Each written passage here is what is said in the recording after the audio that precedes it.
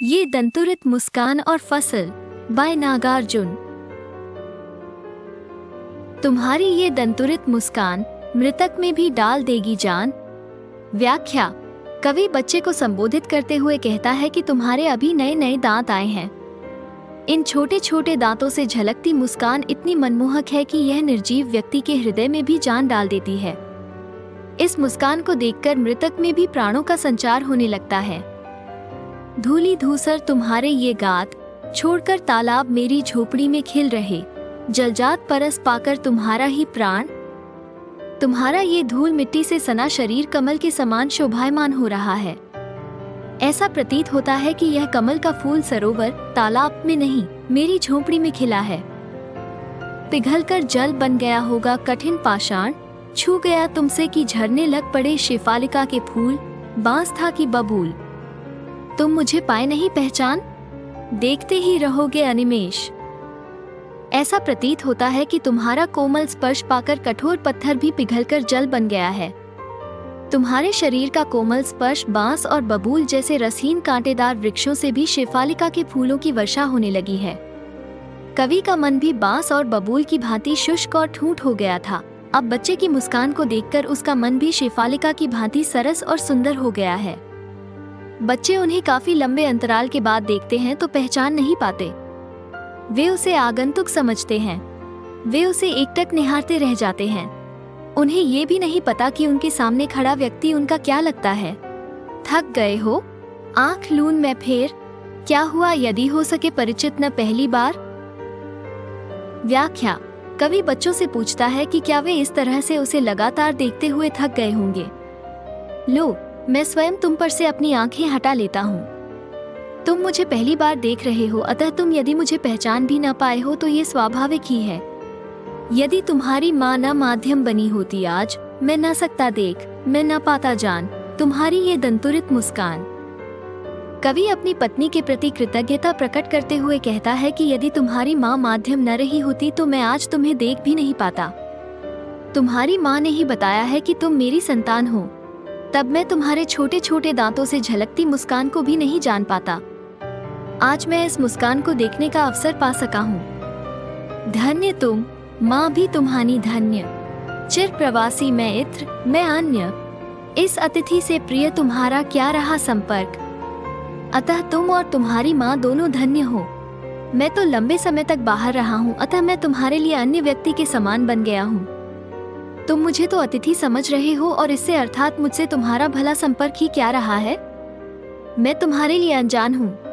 मैंने अपने कर्तव्य का पालन नहीं किया, अर्थात तुम्हारा पालन पोषण नहीं किया, और जिस प्यार के तुम हकदार थे वो तुम्हें नहीं दिया। उंगलियां माँ की कराती रही है मधुपक, देखते तुम इधर कनखी मार, और होती जबकि आंखें चार, तब तुम्हारी दंतुरित मुस्कान मुझे लगती बड़ी ही छविमान। व्याख्या। कवि की पत्नी अर्थात बच्चों की माँ ही उसका पालन पोषण करती रही, वही उसे मधुपक खिलाती रही। तुम उसकी उंगलियां चाट चाट कर ही बड़े हुए हो, अतः तुम उसी को पहचानते हो। भला मुझे कैसे पहचानोगे। मैं तो प्रवासी की तरह बाहर रहा हूँ। हाँ, अब तुम इतने बड़े हो गए हो कि तुम मुझे तिरछी चितवन से देख सको, और इस समय तुम वही कर भी रहे हो। जब मेरी आंखें तुम्हारी आंखों से मिलती हैं तब मैं तुम्हारी दंतावली पर खेलती मुस्कुराहट को देखकर पागल हो उठता हूँ। मुझे तुम्हारी यह मुस्कुराहट बड़ी सुंदर एवं मनमोहक प्रतीत होती है। एक के नहीं, दो के नहीं, ढेर सारी नदियों के पानी का जादू। व्याख्या। कवि बताता है कि फसल को उगाने में पानी की महत्वपूर्ण भूमिका है। कोई एक या दो नदियों का जल ही नहीं, अपितु ढेर सारी नदियों का जल फसलों को सींचता है। इस जल का फसलों पर जादुई प्रभाव लक्षित होता है। पानी का जादू फसलों के विकास में देखा जा सकता है। एक के नहीं, दो के नहीं, लाख लाख कोटि कोटि हाथों के स्पर्श की गरिमा। इसी प्रकार फसलों के उगाने में एक दो व्यक्तियों के हाथों का श्रम नहीं लगता, बल्कि लाखों करोड़ों हाथों का स्पर्श इस फसल को गरिमा प्रदान करता है। ये सभी लोग मिलाकर फसल को परिणाम तक पहुंचाते हैं। एक की नहीं, दो की नहीं, हजार हजार खेतों की मिट्टी का गुण धर्म। फसल हजार हजार खेतों की मिट्टी में उगती तथा फलती फूलती है। मिट्टी का गुण धर्म ही फसल उगाना है। इस प्रकार मिट्टी, मानव का श्रम तथा नदियों का जल, ये सभी मिलकर फसल पैदा करने में अपना अपना योगदान देते हैं। फसल क्या है?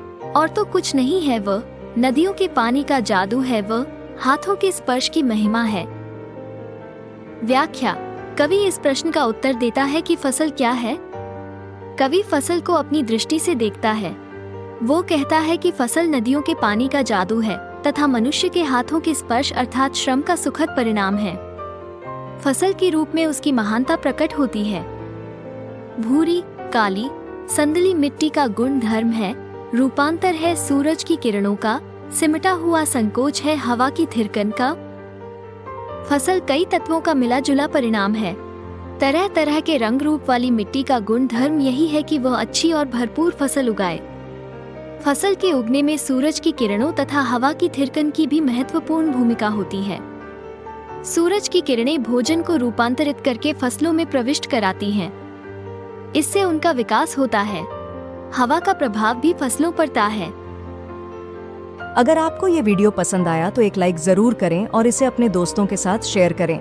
कमेंट में बताएं कि आपको ये वीडियो कैसा लगा और इस चैनल को सब्सक्राइब करना ना भूलें।